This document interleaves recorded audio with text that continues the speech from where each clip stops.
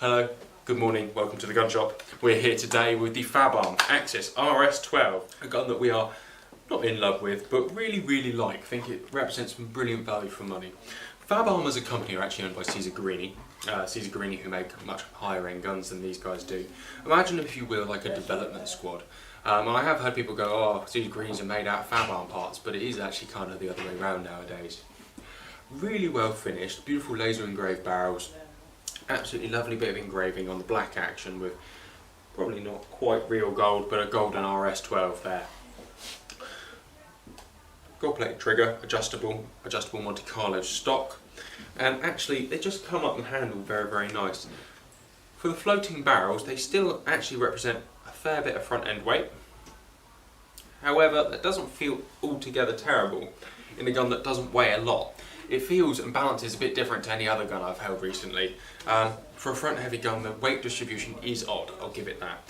However, I've shot one of these and I was really impressed by it, really impressed by it. Single selective gold plated adjustable trigger, so you've got your selector on the top there, all in black. The top lever is all very smooth. You can see that they've saved money in little areas that perhaps aren't important. For example, the unengraved top lever is very smooth. Again, the trigger guard, unengraved. The trigger floor plate, unengraved, and yeah, it's nice. You have a laser checkered grip there. Again, this sort of is a bit of a strange shape, but not altogether horrible looking. I say it's a bit of a radical design.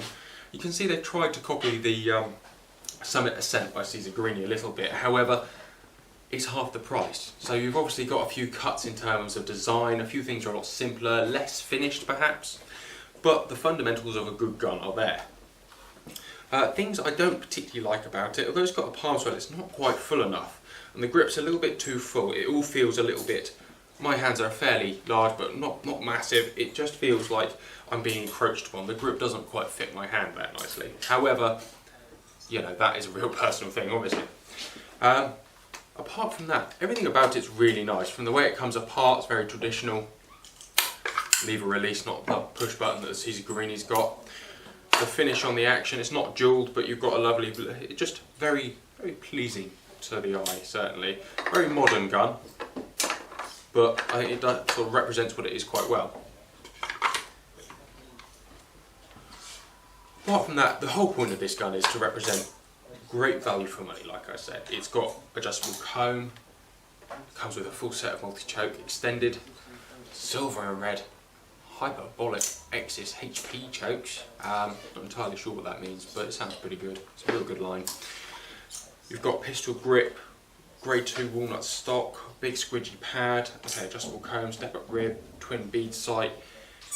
Everything about it screams a lot more money than it actually is. So in terms of a gun that competes against Silver Pigeon 1 Sporters, Browning 525s, if you want something that's just a bit different, fairly clay specific by the look of it, don't get me wrong, you could shoot a bit of detail, a bit of DTL, a bit of trap, plenty of sporting with it. A lot of people shooting these step up rib guns for sporting now. It does handle very well, very pointable, high pointability. There it is. Like I say, have a look at the pictures. It's how it looks is kind of why you buy this gun. It looks really nice. It does represent a lot of toys for the money. However, it's not a good reason to buy any shotgun, obviously. But, you know, a lot of gun for the money, and they shoot well. And I like it. The Axis RS12.